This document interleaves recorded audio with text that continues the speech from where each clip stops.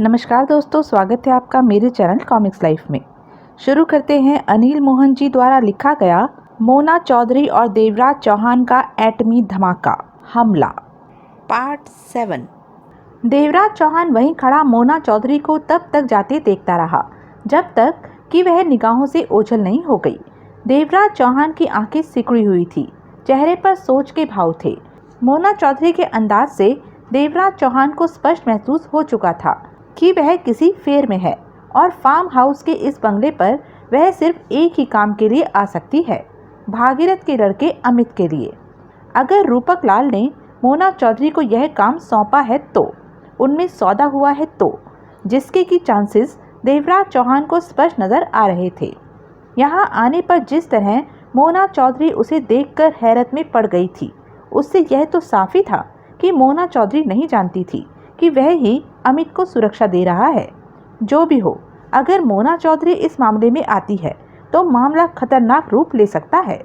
देवराज चौहान ने दरवाजा खोला और भीतर प्रवेश कर गया। जगमोहन और सोहन लाल डबल बेड पर गहरी नींद में थे। देवराज चौहान ने जगमोहन को नींद से उठाया। सब ठीक तो है? उठते ही जगमोहन के होठों से निकला। उसकी आंखें नींद न पूरी होने के कारण लाल सी हो रही थी। रात भर जागने के बाद वह सिर्फ 5 घंटे ही नींद ले पाया था। ठीक है, देवराज चौहान ने कुर्सी खींची और बैठते हुए सिगरेट सुलगाई। मोना चौधरी आई है। जगमोहन चौंका, आंखों में हैरानी के भाव उभरे। मोना चौधरी यहाँ? जगमोहन के होठों से निकला। देवराज चौहान ने कश दिया। तुमने कल उसे यहाँ का पता दिया होगा। जगमोहन अभी तक असंयत था। नहीं, हम इस वक्त काम पर हैं, ऐसे में किसी को अपना पता बताने का सवाल ही पैदा नहीं होता। तो मोना चौधरी को कैसे पता चला कि तुम यहाँ पर हो? जगमोहन ने अजीब से स्वर में कहा। देवराज चौहान के होठों पर हल्की सी मुस्कान उभरी। जगमोहन ने गहरी निगाहों से देवराज चौहान को देखा। मोना चौधरी कहाँ है? ड्राइंग रूम में बैठी है। मेरे ख्याल में वह इस बंगले को देखना चाहती थी, यहाँ के रास्ते देखना चाहती थी। वह मैंने दिखा दिए हैं। देवराज चौहान के होठों पर मुस्कान ही थी। क्यों? पहले तुम अपने सवाल का जवाब लो। तुमने पूछा था कि मोना चौधरी को कैसे पता चला कि मैं यहाँ पर हूँ। सब बातों का जवाब इसी सवाल में है। कैसे? अगर मैं गलत नहीं कह रहा तो हकीकत यह है कि मोना चौधरी को नहीं पता था कि मैं यहाँ पर हूँ। वह मुझे यहाँ देखकर हैरान हो उठी थी। देवराज चौहान ने कश लिया। तुम्हारा मतलब कि वह यहाँ पर तुम्हारे लिए नहीं आई? जगमोहन की आंखें सिकुड़ी। नहीं, मेरे ख्याल से वह भागीरथ के लड़के अमित के वास्ते यहाँ आई है। यह सुनते ही जगमोहन एक बार की उछलकर रह गया। क्या कह रहे हो? जगमोहन हक्का बक्का नजर आया। खुद ब खुद यहाँ आने का मतलब यही निकलता है। यहाँ पर अमित के अलावा मोना चौधरी की दिलचस्पी का कोई दूसरा सामान नहीं है। देवराज चौहान के होठों में सिकुड़न पैदा हो गई। मतलब कि रूपक लाल ने अमित को हासिल करने के लिए मोना चौधरी को आगे कर दिया है। हाँ, और मोना चौधरी को नहीं मालूम था कि हम पहले से ही इस काम में हैं। अगर उसे मालूम होता तो शायद वह इस काम को हाथ में न लेती, क्योंकि इस बात से तो वह भी वाकिफ है कि हमारा टकराव जब भी होगा तो टकराव का रंग लाल ही होगा, सुर्खी होगा, खून खराबे के अलावा और कुछ नहीं होगा। जगमोहन ने सोच भरे अंदाज में होठ को दांतों से काटा। मोना चौधरी अमित की मौजूदगी का एहसास पा चुकी है। वह जब ड्राइंग हॉल में थी तब सर्वेंट क्वार्टर में सोया अमित जाग उठा था और खुद को अकेला पाकर बंद दरवाजा भड़बड़ाने लगा था, पुकारने लगा था। इसके बाद मोना चौधरी ने उस तरफ जाने की कोशिश भी की, परंतु मेरी वजह से उसे रास्ते से ही वापस मुड़ना पड़ा। जगमोहन देवराज चौहान को देखे जा रहा था। ये सब बातें खुलासा तौर पर तुम्हें इसलिए बता रहा हूँ कि अब तुम मोना चौधरी से मिलने जा रहे हो। अब अमित कहाँ है? वहीं बांके उसके पास है। जगमोहन ने हौले से सिर हिलाकर कहा। मोना चौधरी अगर अमित को हासिल करने के फेर में है तो बहुत कुछ गलत हो जाएगा। हाँ, देवराज चौहान की आवाज़ शांत थी। कोई रास्ता? जगमोहन ने देवराज चौहान को देखा। देवराज चौहान ने कश लिया और शांत स्वर में कह उठा। खून खराबा न हो, बात लंबी न खिंचे, झगड़ा ना हो। इसका तो सिर्फ एक ही रास्ता है। हमारे लिए भी वही रास्ता है और मोना चौधरी के लिए भी। लेकिन उस रास्ते पर चलने के लिए जैसे हम तैयार नहीं होंगे, मेरे ख्याल में उसी तरह मोना चौधरी भी तैयार नहीं होगी। कैसा रास्ता? हम इस मामले से पीछे नहीं हट सकते। भागीरथ को, खास तौर से थापर को, किसी भी हालत पर इस काम के लिए इनकार नहीं कर सकते। वैसे भी एक बार कदम आगे बढ़ाकर पीछे हटाना हमारी आदत में नहीं है। ऐसा करके शर्म की चादर ओढ़ी तो हम अपनी ही नज़रों में गिर जाएंगे। जगमोहन ने सहमति में सिर हिला दिया। और तुम क्या सोचते हो कि हमें देखकर मोना चौधरी इस मामले से हट जाएगी? अगर वह मामला हाथ में ले चुकी है, जुबान दे चुकी है, तो पीछे नहीं हटने वाली, क्योंकि उसके बारे में जो सुन रखा है उसे मद्देनजर रखते हुए उसका पीछे हटना मेल नहीं खाता। जगमोहन ने सोच भरे स्वर में कहा। देवराज चौहान ने अजीब सी मुस्कान के साथ कश लिया। यही बात मैं कह चुका हूँ कि मेरे ख्याल में मोना चौधरी अब इस मामले से पीछे हटना चाहे भी तो नहीं हट सकेगी। उसने भी तो रूपक लाल चंदोलिया को जुबान दी होगी। हो सकता है इस काम की एवज में मोना चौधरी ने पहले ही पैसा ले लिया हो, या ऐसा कुछ भी हो सकता है। मतलब कि जिस मामले को हम मामूली समझ रहे थे वह अब मामूली नहीं रहा। जगमोहन बोला। अभी पक्के तौर पर किसी नतीजे पर नहीं पहुंचा जा सकता। क्यों? यह सब हमारी सोचे और शक है। देवराज चौहान की आवाज़ शांत थी। अभी तक मोना चौधरी ने ऐसा कोई इशारा नहीं दिया, ऐसा कुछ नहीं कहा कि हमारी सोचों को पक्कापन मिल सके। लेकिन मोना चौधरी का इस तरह यहाँ आना ही जाहिर करता है कि अमित के लिए ही। इस बारे में फिर बात करेंगे। हॉल में आ जाओ, मैं वहीं जा रहा हूँ। देवराज चौहान कुर्सी से खड़ा हो गया। तभी बेड पर लेटे सोहन लाल ने करवट ली और बोला, कैसी लगती है मोना चौधरी? चुप। जगमोहन ने उसे देखकर तीखे स्वर में कहा, अपनी हालत देख। सुना है हसीन बला है। सोहन लाल सीधा बैठता हुआ बोला, जितनी खूबसूरत है उतनी ही खतरनाक है। अगर वह भागीरथ के बेटे के चक्कर में है तो तेरे को सारे नज़ारे दिखा देगी। जगमोहन का स्वर तीखा ही रहा। नज़ारे भी किस्मत वाले ही देखते हैं। सोहन लाल ने अपने पिच के मुंह में लगे दांत फाड़े। तभी देवराज चौहान बोला, सोहन लाल, तुम गन लेकर दूसरे रास्ते से बाहर निकलकर आसपास नज़र रखो। वैसे तो मोना चौधरी अकेली ही आई होगी, फिर उसके साथ कोई या कुछ लोग हो सकते हैं। हो सकता है वह कुछ करने के इरादे से आई हो। अगर ऐसा कुछ है तो हम किसी भी हालत में चूकना नहीं चाहते। मैं अभी गन के साथ बाहर जाता हूँ। सोहन लाल फौरन बेड से उतरता हुआ बोला, लेकिन ऐसा कुछ हुआ तो मेरा निशाना खास नहीं है, शायद निशाने पर न लगे। चिंता मत कर, जगमोहन ने व्यंग से कहा। गन को आसमान की तरफ ठां ठां कर देना, बाकी का मामला हम संभाल लेंगे। तू सिर्फ सायरन बजाने के ही काबिल है, सारी उम्र रोते ही रहना। सोहन लाल ने तीखे स्वर में कहा। देवराज चौहान पलटा और बाहर निकल गया। मोना चौधरी ने सिगरेट समाप्त ही की थी कि देवराज चौहान ने भीतर प्रवेश किया। दोनों एक दूसरे को देखकर शांत भाव से मुस्कुराए। जगमोहन की तबीयत अगर ज़्यादा खराब है तो मैं उससे फिर मुलाकात कर लूँगी, मोना चौधरी ने कहा। ऐसी कोई बात नहीं, वह आ रहा है। देवराज चौहान सोफे पर बैठता हुआ बोला, फार्म पर मौसम अच्छा है, खुली जगह है, ऐसे में टहलने में मज़ा आता है। हाँ, यह तो है, देवराज चौहान ने सामान्य स्वर में कहा। वैसे भी यहाँ के मौसम में खंडाला की पहाड़ियाँ और हरियाली का ज़्यादा असर है, इस कारण मौसम खुशगवार रहता है। इससे पहले मोना चौधरी कुछ कहती, बांकेलाल राठौड़ नजर आया, जो कि प्लेट में नाश्ता तैयार करके अमित के लिए ले जा रहा था। अब हमारा पुत्र ठीक है। पास से गुजरता बांकेलाल राठौड़ ठिठक कर हौले से हंसा। वो हमको बगल में नहीं पाता तो उसका दौरा चालू हो जाता है, मारी गोद में बैठते ही सुधर जाता है।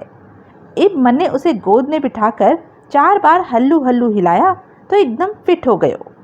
मोना चौधरी सिर हिलाकर फौरन मुस्कुराकर बोली, मैं इस बीमारी के बारे में थोड़ा बहुत जानती हूँ। एक नज़र तुम्हारे बेटे को देख लूँ तो उसके लिए कोई अच्छा डॉक्टर बता सकती हूँ। वह डॉक्टर भी मेरे को अच्छी तरह जानता। मोना चौधरी जी, थारे को तकलीफ नहीं देना चाहता। मारे को पक्का पता है कि वह ठीक नहीं हो सकता। खानदानी बीमारी जो है उसकी माँ को भी थी जी। इसी बीमारी में दौरा पड़ा तो वो 10वीं मंजिल से कूद गयो। यो बीमारी तो ठीक ना हो सको। फिर भी एक बार उसे देख लूँ तो। हर्ष तो हमको नहीं, लेकिन हम ऐसा नहीं होने दे, हमारे लिए भारी दिक्कत हो जावे। मोना चौधरी सामान्य भाव से बांकेलाल राठौर को देख रही थी। देवराज चौहान का चेहरा हद से ज्यादा सामान्य था और बांकेलाल राठौर ने चेहरे पर ढेर सारा भोलापन ओढ़ रखा था। कैसी दिक्कत?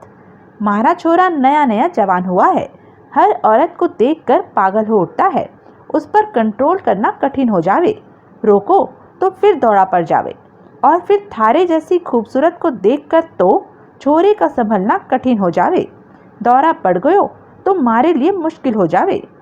मोना चौधरी समझ गई कि उसकी बात को खूबसूरती के साथ टाला जा रहा है। अगर ऐसी बात है तो फिर आपके बेटे से मैं नहीं मिलूंगी। मोना चौधरी ने हौले से हंसकर कहा। थारे को बहुत बड़ा थैंक यू, बांकेलाल राठौर ने आभार भरे स्वर में कहा। मारे को तो इस बात से पहले से ही खतरा होवे कि मारा छोरा थारे को देख न लेवे, तभी तो मन ने छोरे को भीतर बंद करो, बाहर सिटकनी लगा दी। चलूँ मैं, वो मारा इंतजार करो। कहने के साथ ही बांकेलाल राठौर वहां आगे बढ़ता चला गया। मोना चौधरी ने देवराज चौहान को देखा। इसके बेटे को बहुत खतरनाक बीमारी है, मोना चौधरी ने कहा। हाँ, देवराज चौहान मुस्कुराया। दोनों की बातों में लुका छिपी का खेल जारी था। तभी जगमोहन ने भीतर प्रवेश किया। होठों पर पहाड़ जैसी खुशी उभरी पड़ी थी। मोना चौधरी उसे देखते ही उठी और जगमोहन के पास पहुंचते ही हंसकर हाथ मिलाते हुए कह उठी, तुम जगमोहन हो? कई साल पहले तुम्हारी तस्वीर देखी थी, उसी के दम पर तुम्हें पहचाना। मैंने भी एक बार तुम्हारी तस्वीर ही देखी थी, तुमसे मिलकर बहुत खुशी हुई। सोचता हूँ कि हम बहुत देर से मिले, हमें पहले ही मिलना चाहिए था। मोना चौधरी हौले से हंसी। वे दोनों बैठ गए। अब तबीयत कैसी है? मोना चौधरी ने पूछा। ठीक है, रात को तबीयत कुछ खराब हो गई थी, आराम करके अब संभल गई है, जगमोहन ने सामान्य स्वर में कहा। तुम्हें अचानक यहाँ देखकर अजीब सा लगा, हैरानी सी हुई। मोना चौधरी के होठों पर तीव्र मुस्कुराहट उभरी। रात को देवराज चौहान ने मेरी जान बचाई, वरना गोली मुझे लग जाती, लेकिन उस वक्त हालात ऐसे थे कि शुक्रिया अदा नहीं कर पाई, इसलिए धन्यवाद अदा करने यहाँ आ गई। सोचा इसी बहाने एक बार फिर देवराज चौहान से और तुमसे भी मुलाकात हो जाएगी। बहुत अच्छा किया जो यहाँ आ गई, जगमोहन खुशी जाहिर करते हुए कह उठा। देवराज चौहान ने तुम्हें यहाँ का पता न दिया होता तो इस समय हमारी मुलाकात ही न होती, तुम यहाँ तक न आ पाती। कहते हुए उसने देवराज चौहान पर भी निगाह मारी। मोना चौधरी ने जगमोहन के चालाकी भरे शब्दों को तुरंत पहचाना। ऐसी बात नहीं है, देवराज चौहान ने मुझे पता नहीं बताया, बल्कि मैंने ही यह जगह तलाश की है। खंडाला में किसी काम पर होगी, यूं ही तो खंडाला में आने से रही, वह भी दिल्ली से। मोना चौधरी ने हौले से सिर हिलाया। हाँ, किसी काम से ही आई हूँ, कल ही यहाँ पहुँची हूँ, तभी देवराज चौहान से मुलाकात हो गई। मेरे ख्याल से अच्छा ही हुआ कि खंडाला आ गई, तुम लोगों से मेल हो गया। बिल्कुल अच्छा हुआ, जैसा सुना था वैसा ही पाया कि देखने में तुम बहुत खूबसूरत हो। अच्छा? मोना चौधरी हंसी। हाँ, बिल्कुल सच। अगर ऐसी बात है तो। मोना चौधरी ने देवराज चौहान को देखा। देवराज चौहान ने तारीफ नहीं की। जगमोहन ने देवराज चौहान को देखा, कुछ कहना चाहा कि खामोश हो गया। उसी वक्त देवराज चौहान उठा। मैं अभी आया, कहने के साथ ही देवराज चौहान बाहर निकलने वाले दरवाजे की तरफ बढ़ गया। देवराज चौहान के बाहर निकलते ही जगमोहन उठा और मोना चौधरी के बिल्कुल करीब वाली सोफा चेयर पर बैठता हुआ बोला, दरअसल बात यह है कि देवराज चौहान को सिर्फ नोटों की खूबसूरती ही नजर आती है, बाकी की दूसरे तरह की खूबसूरती, बेशक वह किसी युवती की हो, फीकी ही नजर आती है। अच्छा? मोना चौधरी के होठों पर गहरी मुस्कान फैली थी। हाँ, सच कह रहा हूँ। तुम्हारा मतलब कि देवराज चौहान ने आज तक किसी युवती को छुआ तक नहीं? ऐसा मैंने नहीं कहा और ना ही मेरा यह मतलब था, जगमोहन ने गर्दन हिलाकर कहा। इसका मतलब कि कोई युवती है जो देवराज चौहान। हाँ, कौन है वह खुशनसीब? मोना चौधरी के चेहरे पर उत्सुकता के भाव थे। नगीना। नगीना? हाँ, नगीना नाम है उसका, तुम्हारी ही तरह खूबसूरत है, शायद कुछ कम खूबसूरत हो। मंगोलिया में मिली थी देवराज चौहान को। उसके बाप का नाम जोधा सिंह था। बहुत दमदार इंसान था। ऐसा इंसान मैंने पहले कभी नहीं देखा था। जोधा सिंह ने नगीना को भी अपने जैसा खतरनाक बना दिया था। मेरा कहने का मतलब है कि ऐसी है नगीना। जब मंगोलिया से लौटे तो नगीना हमारे साथ ही आ गई थी। नगीना का चाचा ज्वाला सिंह भी मंगोलिया का खतरनाक इंसान था। मंगोलिया की तबाही के बाद वह जाने कहाँ चला गया। उसके बाद उससे कभी मुलाकात नहीं हुई। इन सब बातों को जानने के लिए देखें उपन्यास ज्वालामुखी और खूंखार, जो मेरे चैनल पर पहले ही अपलोड है। तुम्हारा मतलब कि मंगोलिया से आकर देवराज चौहान ने नगीना से शादी कर ली? नहीं, जगमोहन ने सिर हिलाया। शादी नहीं की तो ऐसे ही रखा हुआ है? ऐसे भी नहीं। शादी भी नहीं की, ऐसे भी नहीं रखा। मैं समझी नहीं, तुम कहना क्या चाहते हो? जगमोहन मुस्कुराया। बिना शादी के या फिर शादी करके आदमी और औरत में जो रिश्ता बनता है, देवराज चौहान और नगीना का रिश्ता उससे कहीं ज़्यादा मजबूत और पवित्र है। हर बंधन टूट सकता है, लेकिन देवराज चौहान और नगीना में जो बंधन है वह कभी नहीं टूट सकता। मोना चौधरी ने समझने वाले भाव में हौले से सिर हिलाया। लेकिन देवराज चौहान सारी उम्र एक से ही ऐसे बंधा रह सकता है? कभी तो उससे बोर होगा। जगमोहन हौले से हंस पड़ा। देवराज चौहान तो एक ही से भी बनने को तैयार नहीं था। उसे सिर्फ दौलत से मतलब है। औरत से वास्ता रखना उसे पसंद नहीं। देवराज चौहान और नगीना को एक करने में मैंने पूरा जोर लगा दिया था। वह तो नगीना को मंगोलिया से लाने को तैयार ही नहीं था, जबकि नगीना देवराज चौहान के साथ जाना चाहती थी। तब मुझे बीच में आना पड़ा। मैंने देखा कि नगीना मेरी भाभी बनने की काबिल है। ऐसे में मैं नगीना को साथ ले आया। देवराज चौहान की मर्जी के बिना नगीना को साथ रख लिया। शायद जिंदगी में यही एक काम था जो मैंने देवराज चौहान की इजाज़त के बिना किया, उसके इनकार करने पर किया। उसके बाद नगीना और देवराज चौहान को एक करने में मुझे बहुत मेहनत करनी पड़ी। वेरी गुड, मोना चौधरी मुस्कुराई। तो नगीना तुम लोगों के साथ रहती है? साथ रहकर भी साथ नहीं रहती। मतलब कि वह अलग बंगले में रहती है। अब बंगले का नंबर मत पूछने लग जाना, या फिर यह बात कि वह बंगला कहाँ है। जगमोहन मुस्कुराया। मतलब कि देवराज चौहान को हासिल करने का कोई चांस नहीं? मोना चौधरी हंसी। मेरे ख्याल में तो नहीं। कोशिश करने में तो कोई हर्ज नहीं। किसी की सोचों को पकड़कर मैं कैद नहीं कर सकता। जो तुम्हारे मन में आए करो। जगमोहन मुस्कुराया। और तुम्हारा अपने बारे में क्या ख्याल है? मोना चौधरी ने मुस्कुराहट भरे अंदाज में होठ सिकोड़े। मैं? जगमोहन के होठों से निकला। हाँ, तुम्हारे बारे में ही बात कर रही हूँ। तुमने कहा था कि मैं बहुत खूबसूरत हूँ। कहा था, लेकिन एक बात कहनी भूल गया था कि तुम खतरनाक भी हो। जगमोहन ने दांत फाड़कर कहा। वैसे भी अभी अभी हाल ही में मेरी शादी तय हुई है। अच्छा? मोना चौधरी की आंखों में व्यंग के भाव उभरे। बधाई हो। मेहरबानी। जगमोहन ने मुस्कुराकर सिर हिलाया। तय न हुई होती तो मैं तुमसे शादी कर लेता। मुझसे? हाँ, लेकिन मैंने तो तुम्हें शादी के लिए नहीं कहा।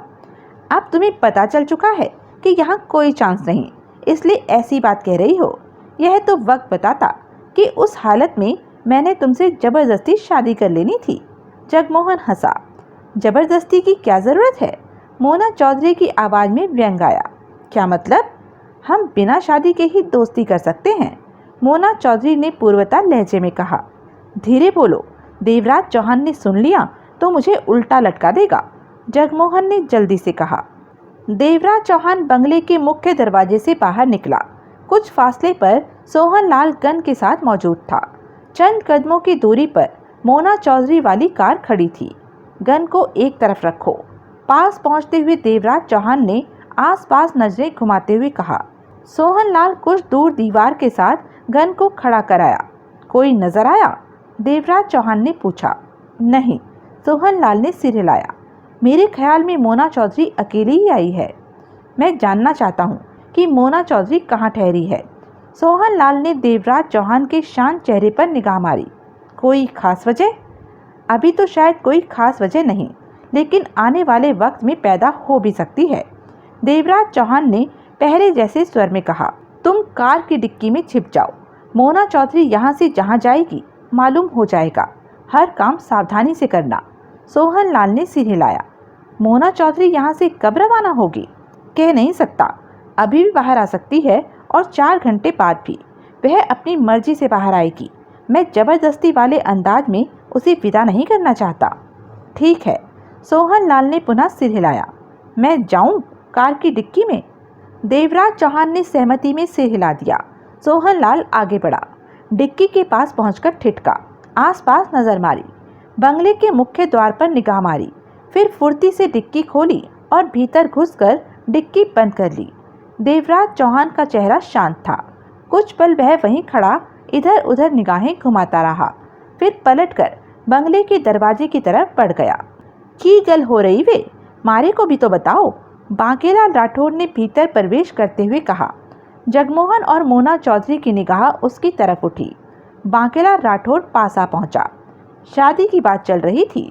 जगमोहन ने मुस्कुराकर कहा। वाह भाई, सुनकर मारे को मजा आ गया। कौन सी तारीख निकाली ब्याह की? अर्चन आ गई है। जगमोहन ने गहरी सांस ली। का अर्चन? मारे को बोलो, अर्चन को वड के रख दूंगा। वो बात नहीं है, अभी अभी मेरी शादी तय हुई है, अब उसे ऐसे तोड़। तभी देवराज चौहान ने भीतर प्रवेश किया। जगमोहन खामोश हो गया। देवराज चौहान के चेहरे पर शांत भाव थे। मोना चौधरी उठ खड़ी हुई। उसने मुस्कुराकर सबको देखा। अब मैं चलूंगी। इतनी जल्दी?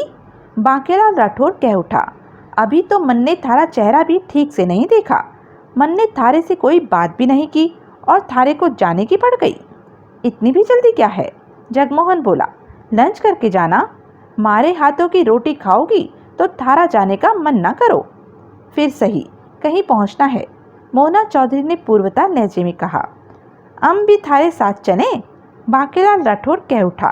रास्ते में बातें। मुझे जहाँ जाना है अकेले जाना है। मोना चौधरी मुस्कुराकर कह उठी। लेकिन वादा रहा, अगली मुलाकात लंबी रहेगी। खाना भी रहेगा और बातें भी रहेगी। तो दोबारा कब आना होगा? जगमोहन ने मीठे स्वर में कहा। मोना चौधरी ने अजीब सी मुस्कान के साथ सबको देखा। देवराज चौहान भी मोना चौधरी को देखते हुए मुस्कुराया। बहुत जल्दी। मुस्कुराहट से भरा स्वर शांत था। बहुत ही जल्दी फिर आऊंगी। मेरा भी यही ख्याल है कि हम लोगों की बहुत जल्द दोबारा मुलाकात होगी। देवराज चौहान ने मुस्कान भरे अंदाज में कहा। और उस मुलाकात पर मुझे अवश्य खुशी होगी। मोना चौधरी ने देवराज चौहान की आंखों में झांका।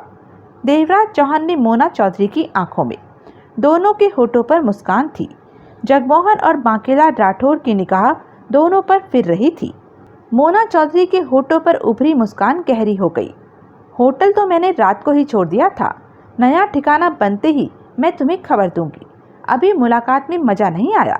शायद हम दोनों ही किसी काम में उलझे हुए हैं, जबकि अच्छी मुलाकात के लिए दिमागी फुर्सत होना ज़रूरी है। ठीक कहती हो, देवराज चौहान बोला। और हमने मिलकर कोई बड़ा काम भी करना है। हाँ, देवराज चौहान ने हौले से सिर हिलाया। चलती हूँ, फिर आऊँगी। मारे हाथ का खाना खा जाती तो मारे साथ साथ थारे को भी खुशी होवे। मोना चौधरी ने बांकेलाल राठौर को देखा। अब जब भी आऊँगी खाना अवश्य खाऊंगी। सुनकर मारे को खुशी होवे। मोना चौधरी ने सबसे विदा ली। तीनों मोना चौधरी के साथ बाहर खड़ी उसकी कार तक गए। खुशी खुशी के आवरण में मोना चौधरी को विदा किया गया। कार में बैठते ही मोना चौधरी ने कार स्टार्ट की तो तभी उसकी निगाह कुछ दूर दीवार के साथ सटाकर खड़ी कर रखी गन पर पड़ी।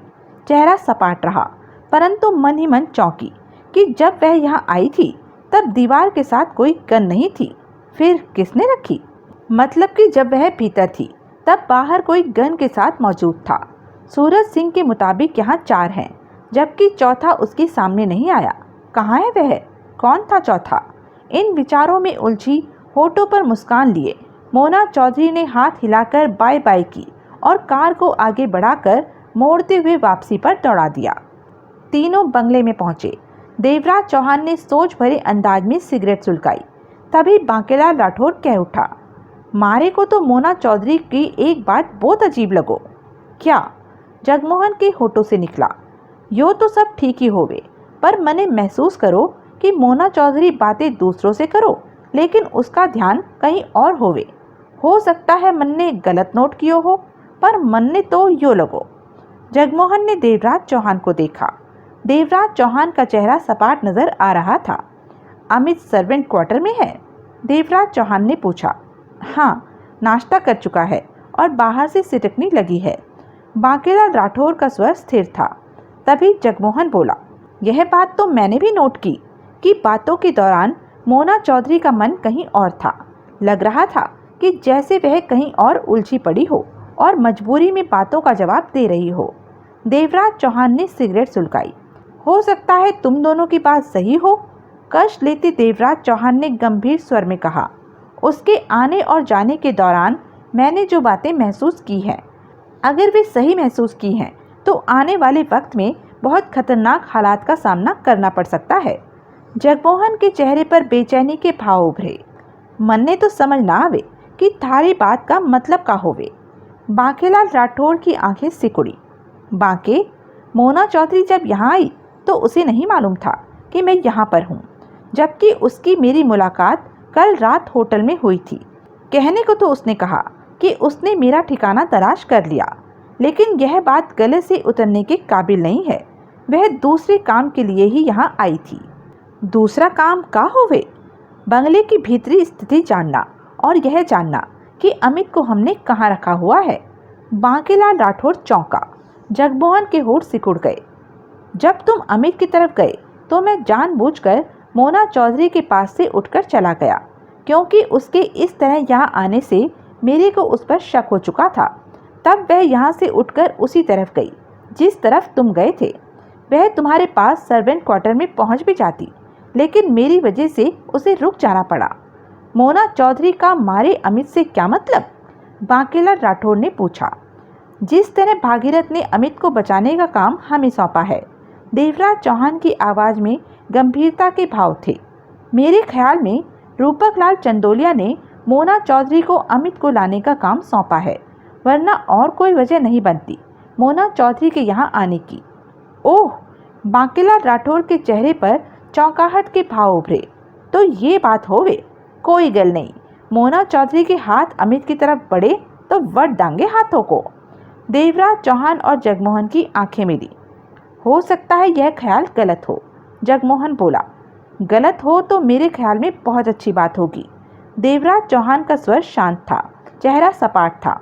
अगर ठीक हुआ तो उस स्थिति में सोचो कि क्या से क्या हो सकता है। जगमोहन कुछ नहीं बोला। जो भी सच है वह जल्द ही सामने आ जाएगा।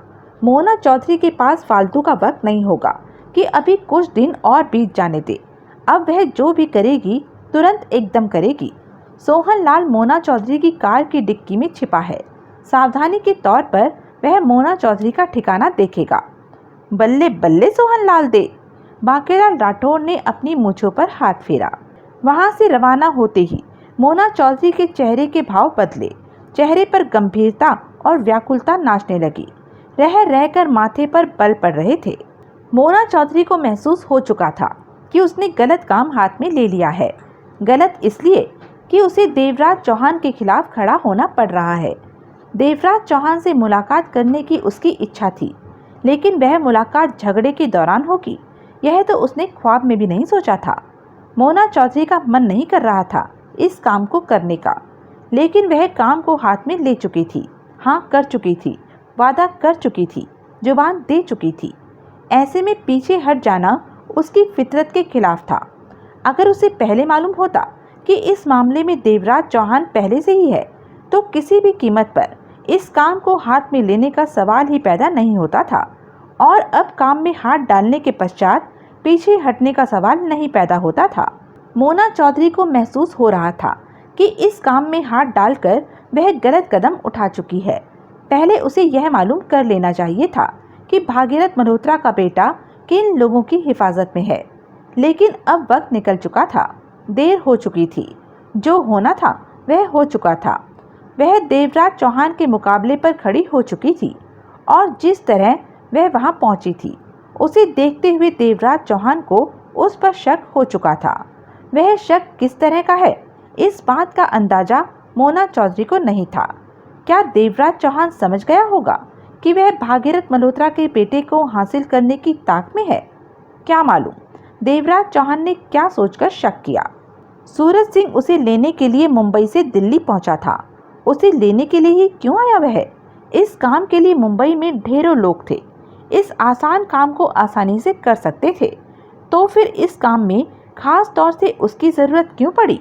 इसकी तो एकमात्र वजह ही समझ में आती थी कि वे लोग जान चुके थे कि देवराज चौहान ही अमित को अपनी सुरक्षा में रखे हुए है और देवराज चौहान का मुकाबला करने के लिए उसकी टक्कर का कोई चाहिए था।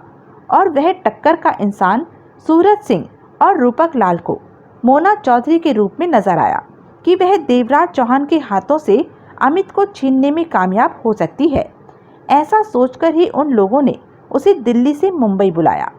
मतलब कि सूरज सिंह को देवराज चौहान के बारे में मालूम था और उसे यह बात नहीं बताई गई।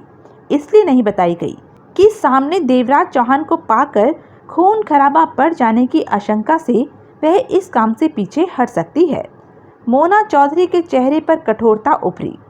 अपने नोट रूपक लाल से लेने की खातिर सूरज सिंह उसके साथ चालाकी कर गया, देवराज चौहान के बारे में न बताकर। लेकिन अब क्या किया जा सकता था? जो होना था वह तो हो ही चुका था। काम को छोड़कर पीछे हटकर अंडरवर्ल्ड में अपना नाम खराब करना समझदारी नहीं थी। जो कदम वह उठा चुकी थी उसे आगे ही बढ़ाते रहना मजबूरी थी। लेकिन क्या वह देवराज चौहान का मुकाबला कर लेगी? मोना चौधरी के होठों से गहरी सांस निकली। कर लेगी। सोचना और कहना कितना आसान था, लेकिन वह जानती थी कि वक्त आने पर कर लेगी जैसे शब्दों का मुकाबला करना कितना भयानक हो सकता था। वह मोना चौधरी थी तो उसके सामने भी देवराज चौहान था, जिसके बारे में उसने सुन रखा था कि वह हमेशा जीतता ही है। ऐसे में उसे हार देना आसान नहीं था। मतलब कि अब टकराव जरूरी था। मोना चौधरी के कानों में लाल किला पर मिले फकीर बाबा के शब्द गूंजने लगे कि बहुत जल्द तुम्हारी मुलाकात देवराज चौहान नाम के लोह पुरुष से होगी और तुम दोनों में ऐसा टकराव होगा कि एक जिंदा रहेगा और एक मरेगा। यह दावा था फकीर बाबा का। मोना चौधरी के चेहरे पर गंभीरता नाचने लगी। वह नहीं जानती थी कि जीत उसकी होगी या देवराज चौहान की, वह मरेगी या देवराज चौहान मरेगा। लेकिन जो भी होगा बुरा होगा। अगर वह जिंदा रही तो मन में चुभन रहेगी कि जो इंसान दोस्ती के काबिल था वह मारा गया। अगर वह मरी तो मरते वक्त दुख होगा कि ऐसे इंसान के हाथों मर रही है जिसके लिए उसके मन में कोई रंजिश नहीं। यानी जो भी होगा ठीक नहीं होगा, गलत होगा, बुरा होगा। आज तक उसे किसी काम में हाथ डालने में हिचक नहीं हुई थी। किसी की मौत या जिंदा रहने का भी दुख या खुशी नहीं हुई होगी। जिस रास्ते पर बढ़ गई, कोई परवाह नहीं। पीछे मुड़कर देखने का तो मतलब ही नहीं था। लेकिन आज उसे सोचना पड़ रहा था, क्योंकि सामने जो था वह उसी की तरह खतरनाक था और उसका मन नहीं मान रहा था कि उससे झगड़ा करे। लेकिन अब इसके सिवाय और कोई रास्ता भी तो नहीं बचा। मोना चौधरी ने ठीक वहां कार रोकी जहां सूरज सिंह और जुबेर सिंह को छोड़ा था। दोनों कुछ फासला रखकर अलग अलग पहाड़ी पत्थरों पर बैठे थे। कार को देखते ही दोनों खड़े हुए और पास पहुंच गए। मोना चौधरी कार से बाहर निकली। बहुत देर लगा दी, मुझे तो तुम्हारी चिंता होने लगी थी, जुबेर सिंह बोला। मैं तो तुम्हें देखने के लिए फार्म वाले बंगले पर जाने वाला था, सूरज सिंह कह उठा। जुबेर सिंह ने सूरज सिंह को तीखी निगाहों से देखा। सूरज सिंह ने उसकी तीखी निगाहों की जरा भी परवाह नहीं की। मोना चौधरी ने सिगरेट सुलगाई। सब ठीक तो रहा? जुबेर सिंह ने पूछा। मोना चौधरी ने सहमति में सिर हिलाकर सूरज सिंह को देखा। सूरज सिंह मुस्कुराया। तुम कार की डिक्की खोलो, मोना चौधरी ने जुबेर सिंह से कहा। कार की डिक्की? जुबेर सिंह के होठों से निकला। सूरज सिंह की निगाह भी डिक्की की तरफ उठी। मोना चौधरी खामोश रही। उसकी आंखों के सामने दीवार से सटी खड़ी गन घूम रही थी। जब वह वहां पहुंची थी तो गन नहीं थी, परंतु जब वहां से रवाना हुई तो गन वहां पर थी। गन वाला कहाँ गया? देवराज चौहान का चौथा साथी उसे नजर नहीं आया। जगमोहन से बातों के दौरान देवराज चौहान उठकर बाहर गया था उसकी टोर लेने के लिए। चौथे को उसकी कार की डिक्की में बिठाया जा सकता था, क्योंकि देवराज चौहान उस पर शक तो खा ही चुका था। जुबेर सिंह के आगे बढ़ने से पहले ही सूरज सिंह आगे बढ़ा और कार की डिक्की खोल दी। सिमटा सुकड़ा सा बैठा सोहन लाल डिक्की खुलते ही क्षण भर के लिए सकपकाया। बाहर से आती मध्यम सी आवाज़ों से उसे पहले ही महसूस हो गया था कि डिक्की खुलने जा रही है। इसलिए उसने खुद को तुरंत ही संभाला और डिक्की के भीतर ही दिखावे के तौर पर छोटी सी अंगड़ाई लेने के पश्चात बाहर निकलता हुआ कह उठा, अच्छा हुआ भाई साहब जो आपने डिक्की खोल दी। मेरा दम घुट रहा था, मैं डिक्की खोलने की सोच ही रहा था। बाहर निकलकर डिक्की के पास खड़े होकर सोहन लाल ने तगड़ी अंगड़ाई ली।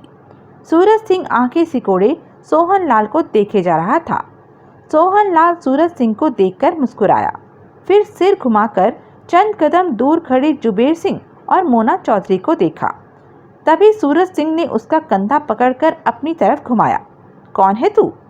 छोटे भाई साहब धीरे, मेरी हालत तो आप देख ही रहे हैं। सूखी सूखी हड्डियां हैं, मांस की परत तो बिल्कुल कागज की तरह है। जरा भी तेज झटका दिया तो मेरे जिस्म का कागज फट जाएगा, या फिर कागज के पीछे जो सूखे तिल्ले हैं वे टूट फूट जाएंगे। कभी दशहरे का रावण देखा है? बाहर कागज चढ़ा होता है और भीतर सूखी सूखी डंडियों के दम पर खड़ा होता है। बस यही हालत मेरी है। मोना चौधरी ने शांत भाव से सोहन लाल पर निगाहें टिकाए कस लिया। जुबेर सिंह की कठोर निगाह सोहन लाल पर थी। कौन है तू? सोहन लाल, तिजोरी ताले पलक झपकते ही खोलना मेरा काम है, कोई सेवा हो तो बताइए। सोहन लाल ने बेहद शांत और सरल स्वर में कहा। वह जानता था कि वह मोना चौधरी और उसके साथियों के बीच फंस चुका है और वे लोग उसके साथ कुछ भी कर सकते हैं, जबकि वह इनका मुकाबला करने की सोच भी नहीं सकता। डिक्की में क्यों आया? सूरज सिंह ने अपनी कोवे की चोंच जैसी नाक की नोक को उंगलियों से मसला। यहाँ की खुली हवा मुझे शूट नहीं कर रही थी। ज़्यादा देर खुली हवा में रहता तो बीमार पड़ जाने का खतरा था, इसलिए कुछ देर के लिए डिक्की में। होशियार बनता है। सूरज सिंह ने गुर्राकर अपना हाथ उठाया। ठहरो।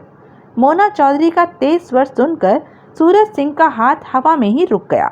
उसने मोना चौधरी को देखा, फिर भिजे होठों से हाथ को नीचे ले आया। सोहन लाल ने मोना चौधरी को देखा। जुबेर सिंह अपनी जगह शांत खड़ा था। यहाँ आओ। मेरी कार से कुछ दूर दीवार के साथ जो गन खड़ी कर रखी थी वह तुम्हारी थी। सोहन लाल जानता था कि उसके सामने मोना चौधरी जैसी खतरनाक शय मौजूद थी, जिसके सामने उसकी किसी तरह की चालाकी या झूठ का चल पाना संभव नहीं था। हाँ, गन को मैंने ही वहाँ रखा था। सोहन लाल ने सिर हिलाया। क्यों? क्योंकि मैंने डिक्की में छिपना था। क्यों? मोना चौधरी ने सोहन लाल की आंखों में झांका। इस बात का जवाब मैं नहीं दे सकता। तुम्हें देवराज चौहान ने ऐसा करने को कहा? मालूम नहीं। मोना चौधरी के होठ सिकुड़े। मेरे सवालों का जवाब देने में तुम्हें इनकार है? हर सवाल का जवाब तो मैं नहीं दे सकता, फिर भी कोशिश करूंगा कि तुम्हें हर सवाल का जवाब दूं। सोहन लाल की आवाज़ में कोई भाव नहीं था, चेहरे पर गंभीरता थी। उस बंगले पर तुम देवराज चौहान के तीसरे साथी हो? मोना चौधरी ने पूछा। हाँ। सोहन लाल नाम है तुम्हारा? हाँ। और एक बांकीलाल राठौर है? हाँ। और बाकी के देवराज चौहान और जगमोहन है। सोहन लाल की आवाज़ पहले जैसी ही थी। और वहाँ पर पांचवा कौन है? पांचवा? वह पांचवा जो सर्वेंट क्वार्टर में मौजूद है। सोहन लाल ने मन ही मन गहरी सांस ली। पांचवे की मुझे कोई खबर नहीं। सर्वेंट क्वार्टरों की तरफ तो मैं अभी तक गया भी नहीं। सोहन लाल बोला। मोना चौधरी मुस्कुराई। सोहन लाल भी मुस्कुराया। तुम बहुत अच्छे हो। सोहन लाल हंसा, जेब से गोली वाली सिगरेट निकालकर सुलगाई। मुझे जानते हो? हाँ, मुझे मालूम है कि मेरे सामने मोना चौधरी खड़ी है। समझदार भी हो। तभी पास खड़ा जुबेर सिंह कह उठा। मोना चौधरी, देवराज चौहान को तुम पर शक हो गया है। वह समझ गया है कि तुम किस चक्कर में हो। यही वजह है कि तुम्हारा ठिकाना, तुम्हारी हरकतें जानने के लिए देवराज चौहान ने इसे तुम्हारे पीछे लगा दिया है। जुबेर सिंह की आवाज़ में कठोरता भरी पड़ी थी। देवराज चौहान को उसकी हरकत का तगड़ा जवाब मिलना चाहिए। इसे खत्म कर दो, ताकि भविष्य में देवराज चौहान जो कदम उठाए सोच समझ कर उठाए। मोना चौधरी मुस्कुराई। सोहन लाल भी मुस्कुराया। जुबेर सिंह ठीक ही तो कहता है सोहनलाल। मोना चौधरी ने होठ सिकोड़े। अपनी अपनी समझ है, मैं तो गरीब बंदे की तरह हाथ जोड़े खड़ा हूँ। जब हुक्म होगा गर्दन कटवाने के लिए सिर झुका लूँगा, गर्दन आगे कर लूँगा, सोहनलाल ने शराफत से कहा। तभी सूरज सिंह आगे बढ़ा और सोहनलाल की तलाशी लेने लगा। मेरे पास कोई हथियार नहीं है, सोहनलाल बोला। मैं शाकाहारी बंदा हूँ। तलाशी लेकर सूरज सिंह पीछे हटता हुआ बोला। इसका क्या किया जाए? मोना चौधरी ने कश लिया। जिंदा रहना चाहते हो सोहनलाल? हाँ, मैं अभी मरना नहीं चाहता। तो हमारे साथ मिल जाओ। किस काम के वास्ते? तुम अच्छी तरह जानते हो कि मैं किस काम के लिए यह बात कह रही हूँ।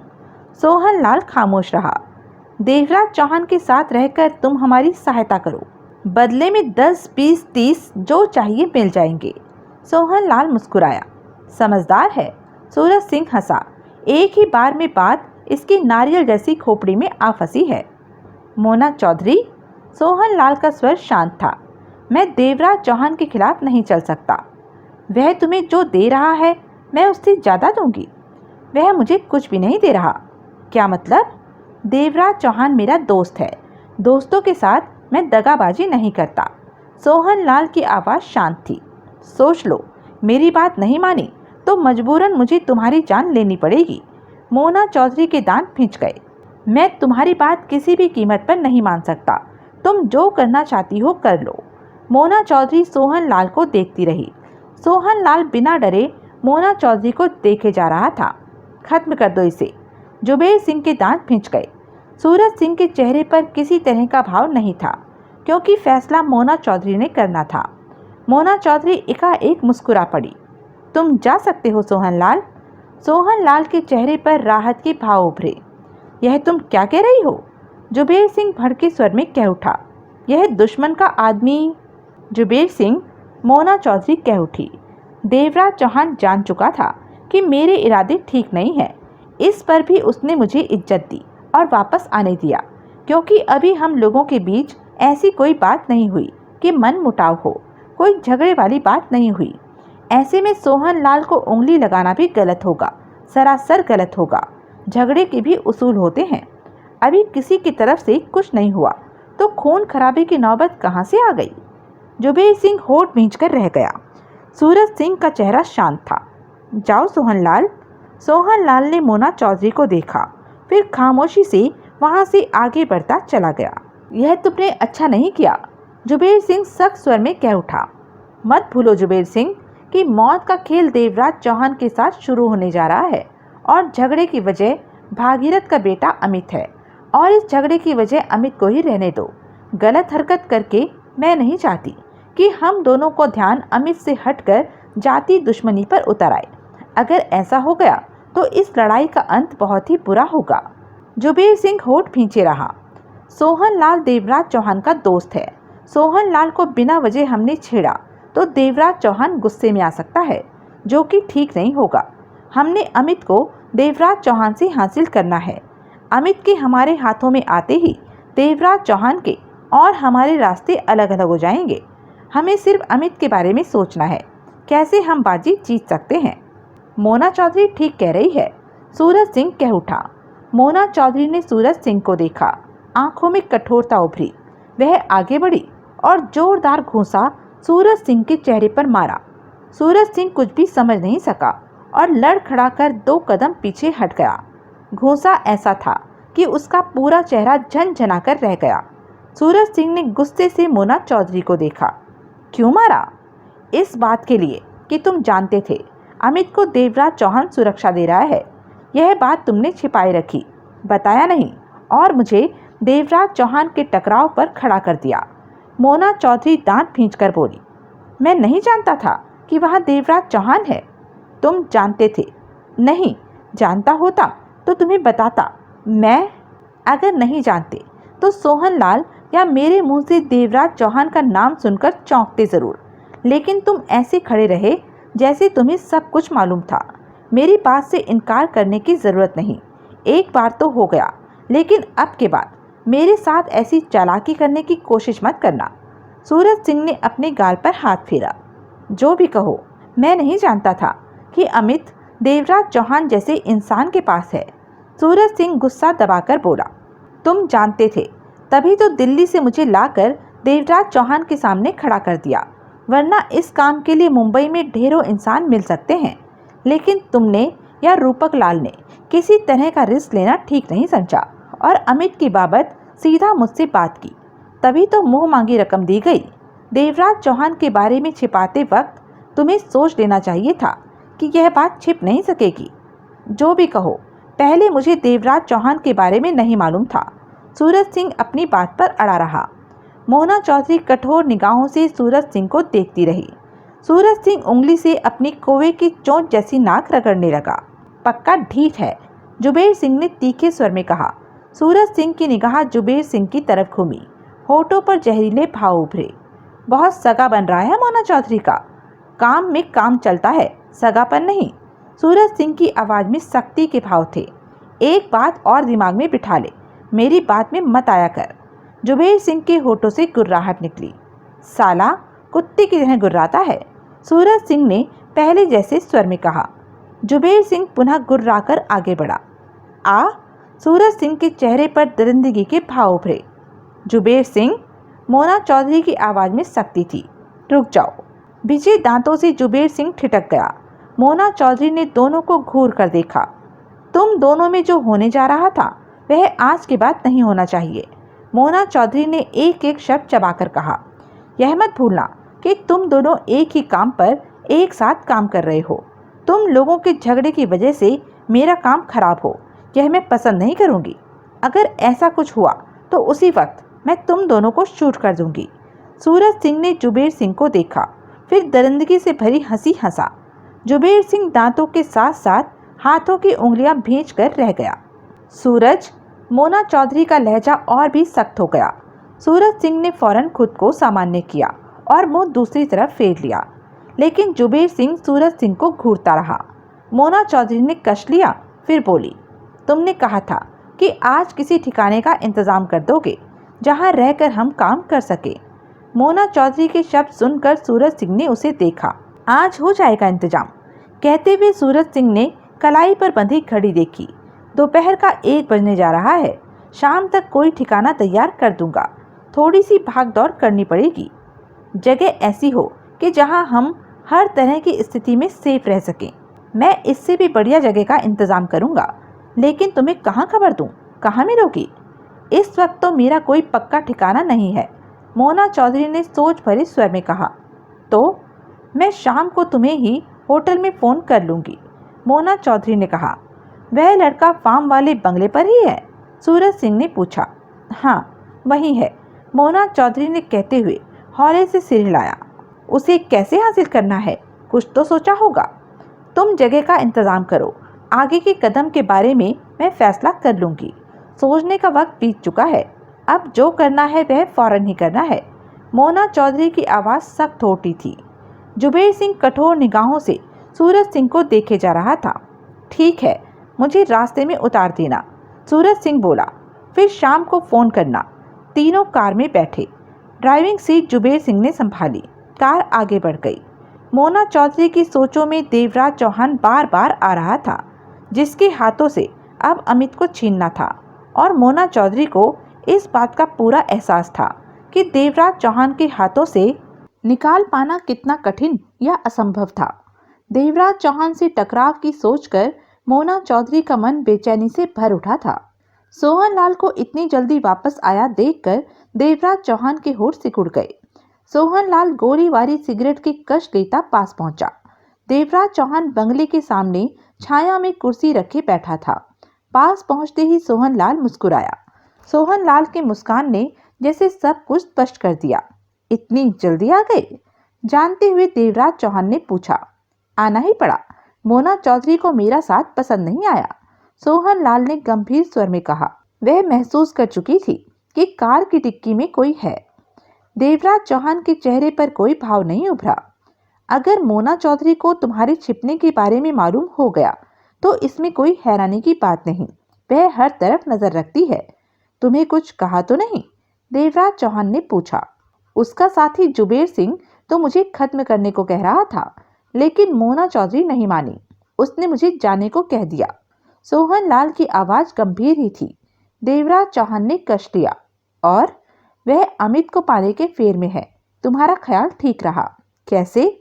वह मुझे अपने साथ मिलाना चाहती थी कि तुम्हारे पास रहकर मैं उसकी सहायता करूं। इस काम के लिए उसने रकम भी बोली। वह बहुत तेज है देवराज चौहान। मैंने उससे बात की है, देखा है उसे। उससे पार पाना इतना आसान नहीं। मेरे ख्याल में दिक्कत आ सकती है। देवराज चौहान के होठों पर शांत मुस्कान उभरी। तुमने ठीक सोचा। मोना चौधरी के सामने होने की वजह से दिक्कतें पैदा हो सकती हैं।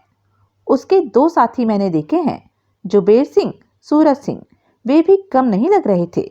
सोहन लाल ने धीमे स्वर में कहा, आमना सामना हुआ तो कुछ भी हो सकता है। उसे मालूम है कि अमित यहाँ है और मेरे ख्याल से अब वह देर नहीं करेगी। हमें और भी सतर्क रहना चाहिए। मोना चौधरी जब हमला करेगी तो सोच समझ कर करेगी। देवराज चौहान कष्ट लेता रहा। वह जान चुकी है कि अमित सर्वेंट क्वार्टर में है। हमें अमित को सर्वेंट क्वार्टर से हटा देना चाहिए। देवराज चौहान ने सोहन लाल को देखा, फिर सिर हिलाकर कह उठा, यहाँ 2 ही जगह हैं, सर्वेंट क्वार्टर या फिर बंगला। कहीं उसे छिपाया नहीं जा सकता। उसे हम सिर्फ अपना आवरण दे सकते हैं कि कोई उसे पाना चाहे तो हमें हटा कर पाए। सोहन लाल के चेहरे पर सोच के भाव थे। लेकिन कुछ तो ऐसा इंतजाम करना ही होगा कि टकराव कम हो, अमित हमारे पास रहे और मोना चौधरी अपनी कोशिश में कामयाब न हो सके। देवराज चौहान ने गंभीर स्वर में कहा, किस तरह के इंतजाम की बात कर रहे हो? सोचना पड़ेगा, क्योंकि मोना चौधरी किसी मामूली चाल में नहीं फंसने वाली। देवराज चौहान ने कहा और कुर्सी से उठकर टहलने लगा। चेहरा शांत और गंभीर नजर आ रहा था। सोहन लाल पलटा और बंगले के भीतर प्रवेश करता चला गया। सूरज सिंह को रास्ते में उतारकर मोना चौधरी और जुबेर सिंह आगे बढ़ गए। मुझे यह आदमी ठीक नहीं लगता, जुबेर सिंह बोला। इसलिए कि तुम्हारी उसकी झड़प हो गई? मोना चौधरी मुस्कुराई। यह बात नहीं, सूरज सिंह मुझे शुरू से ही ठीक नहीं लगा। मोना चौधरी खामोश रही। जैसे कि उसने तुम्हें नहीं बताया कि इस मामले में देवराज चौहान है। झूठ बोला वह। मोना चौधरी खामोश रही। तुम्हें सूरज सिंह से सावधान रहना चाहिए, जुबेर सिंह पुनः बोला। तुम्हें उस पर शक है तो काम के दौरान उस पर नजर रख लेना, मोना चौधरी ने कहा। ठीक है, जुबेर सिंह ने सिर हिलाया। तुम्हें कहाँ छोड़ूं? अपने कमरे पर छोड़कर तुम चले जाना। शाम को हमारी मुलाकात होगी, आ जाना। मैं सोचना चाहती हूँ कि अमित को देवराज चौहान के हाथों से कैसे खींचा जा सकता है। सूरज सिंह ने होटल के कमरे में प्रवेश किया तो चेहरे पर गंभीरता के भाव उभरे पड़े थे। सुजान सिंह आराम की मुद्रा में बेड पर लेटा हुआ था। सूरज सिंह को देखकर कुछ सीधा हुआ। कैसी तबीयत है भाई? सूरज सिंह बैठता हुआ बोला। जख्म तेजी से भर रहा है, डॉक्टर अच्छा है, लगता है जल्दी ही ठीक हो जाऊंगा, सुजान सिंह ने कहा। आज क्या हुआ? मोना चौधरी के साथ कहाँ गया? सूरज सिंह ने सब कुछ बताया। सुनकर सुजान सिंह बोला, मोना चौधरी जल्दी ही अपना रंग दिखाएगी। वो तो ठीक है भाई, लेकिन इस काम में मुझे तुम्हारी जरूरत आ पड़ी है। मेरी जरूरत? सुजान सिंह ने उसे गहरी निगाहों से देखा। हाँ बोल। वो तेरा यार है ना, जिसके बारे में तू जिक्र करता था कि खंडाला में उसकी चलती है? हीरालाल? हाँ हाँ वही हीरालाल। कुछ दम खम है हीरालाल में, या तू यूं ही बोलता था? मैं कोई भी बात यूं ही नहीं बोलता। तो जरा हीरालाल के बारे में फिर से बता। क्यों? बता भाई, क्यों वाली बात का जवाब मैं बाद में दूंगा। सूरज सिंह मुस्कुराया। तेरे दिमाग में फिर कुछ है? सुजान सिंह ने उसे घूरा। कुछ नहीं है, तू हीरालाल के बारे में बता। सुजान सिंह उसे घूरता रहा। बता भाई। सूरज सिंह के चेहरे पर उखड़े भाव उभरे। 2 पलों की चुप्पी के बाद सुजान सिंह धीमे स्वर में बोला, एक बार मैंने और हीरालाल ने मुंबई में एक साथ काम किया था। बहुत दिल वाला है हीरालाल, डरना तो उसने सीखा ही नहीं। वैसे खंडाला में उसकी चलती है, वही बोलता था कभी खंडाला में काम हो तो बोलना, मुझे मिनटों में निपटा दूंगा। कब की बात है?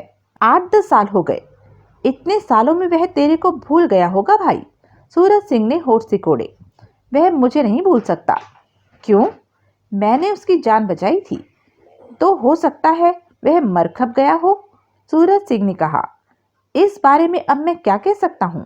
हीरालाल बोला था कि खंडाला में कभी उससे मिलना हो तो बाबा के होटल पर जाकर उसके बारे में पूछ लो। बाबा का होटल कहाँ पड़ता है? मालूम नहीं। कोई बात नहीं, मैं मालूम कर लूंगा। सूरज सिंह उठ खड़ा हुआ। सुजान सिंह ने सूरज सिंह को गहरी निगाहों से देखा। अब बता, क्या है तेरे दिमाग में? चिंता मत कर भाई, सूरज सिंह मुस्कुराया। मेरे दिमाग में जो है ठीक है, आकर बताऊंगा। देखूं तो सही कि तुम्हारा हीरालाल मिलता है कि नहीं, काम का आदमी है कि नहीं।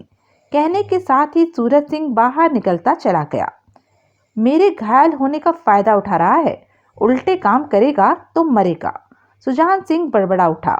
मैं साथ रहता था तो इसे संभाले रहता था। सूरज सिंह 1 घंटे में तलाश करता हुआ बाबा के होटल में पहुंचा। 45 बरस का वह इंसान था जो बाबा के नाम से जाना जाता था। घटिया से इलाके में होटल था और होटल की हालत बता रही थी कि यहाँ शरीफ लोगों का आना जाना नहीं है। बाबा भी 15 नंबरी लग रहा था।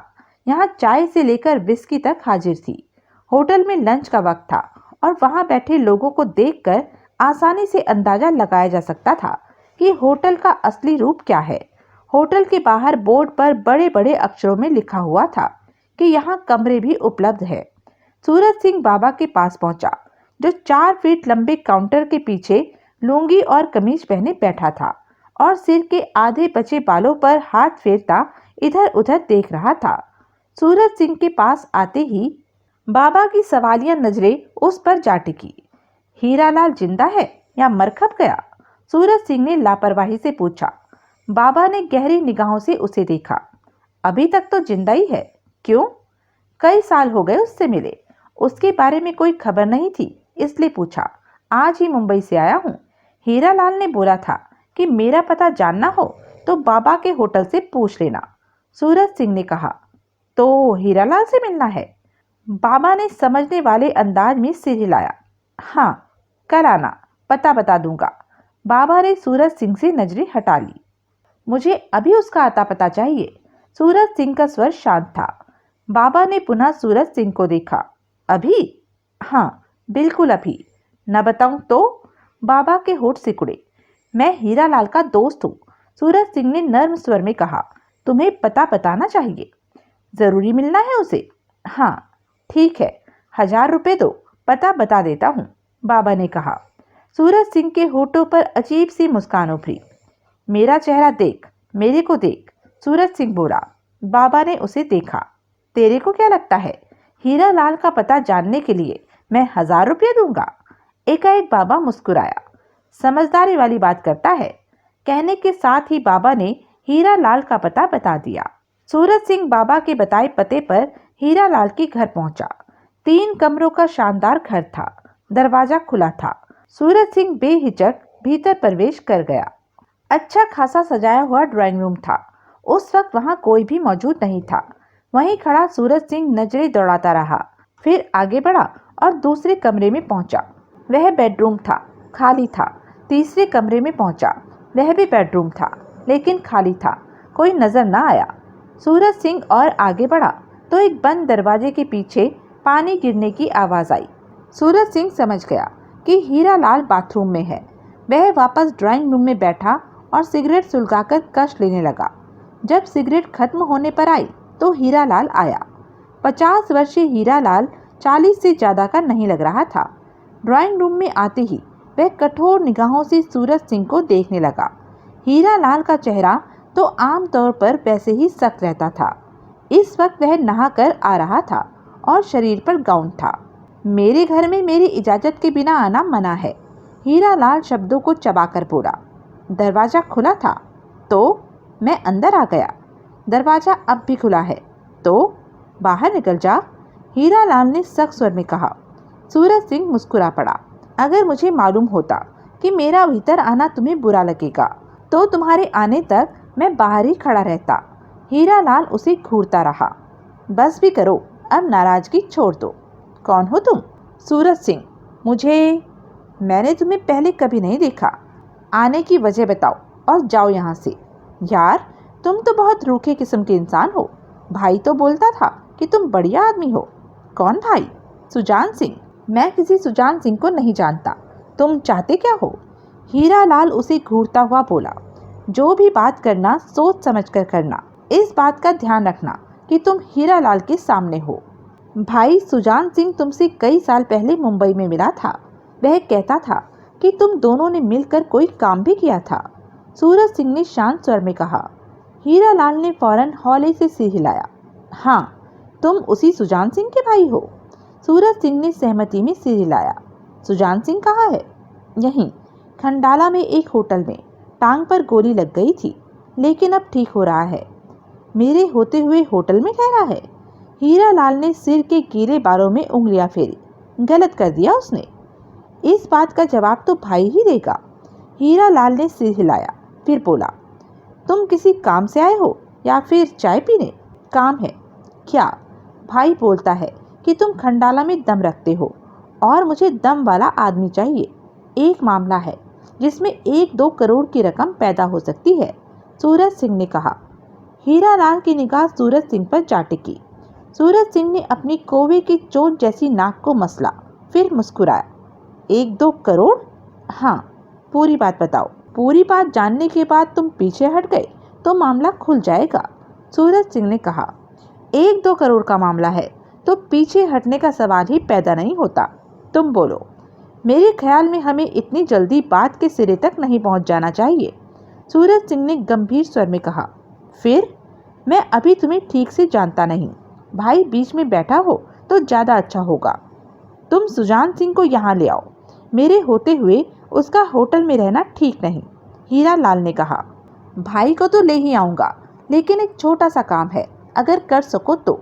क्या? कोई ऐसी जगह चाहिए जहाँ 3-4 लोग रहकर अपनी योजना पर काम कर सके। लोगों की ताक झाक वहाँ कमी हो तो अच्छा है। मैंने अपने साथियों से शाम तक जगह का इंतजाम हो जाने का वायदा किया है। हीरालाल ने सूरज सिंह की आंखों में झांका। लफड़े वाला काम है?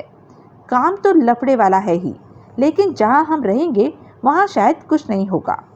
क्षणिक सोच के बाद हीरालाल ने धीमे स्वर में कहा। ऐसी जगह है मेरे पास। तुम सुजान सिंह को ले आओ, फिर तुम्हें उस जगह पर ले चलूँगा। सूरज सिंह उठ खड़ा हुआ। तुम घर पर ही हो? हाँ, मैं भाई को लेकर आता हूँ, कहने के साथ ही सूरज सिंह बाहर निकल गया। तो यह थी अब तक की कहानी। आगे की कहानी जानने के लिए बने रहें मेरे साथ। और हाँ, मेरे चैनल को लाइक, शेयर और सब्सक्राइब करना ना भूलें। और कमेंट करके ज़रूर बताएं कि यह वीडियो आपको कैसा लगा। धन्यवाद।